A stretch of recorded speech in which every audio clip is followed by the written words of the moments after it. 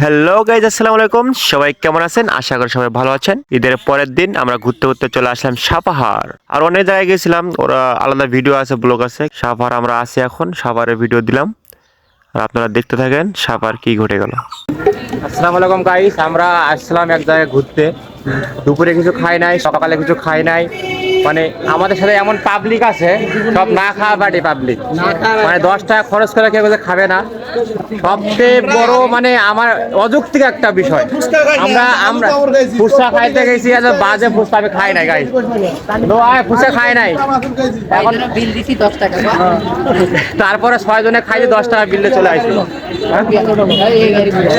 আমরা আছি এখন সাপাহার, এখন আমরা যাবো রেস্টুরেন্টে খাবো একটু, তারপরে নো গাইস, মিথ্যা সত্য কথা। এই যে এটা আর বাগ না হয়, আমরা এখন রেস্টুরেন্টে যাবো। রিয়েলি মামা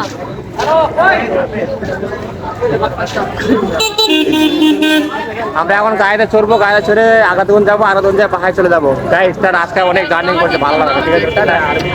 হ্যালো গাইস, লাস্টে আমাদের যে পাবলিক গুলো আছে দেখেন, সব গরিব পাবলিক, সব গরিব। আমার কথা ব্লগ বানানোর কারণে ওরা এখন খাইতে যাবে, রেস্টুরেন্টে যাবে, যে আপনারা কি খাই, ঠিক আছে?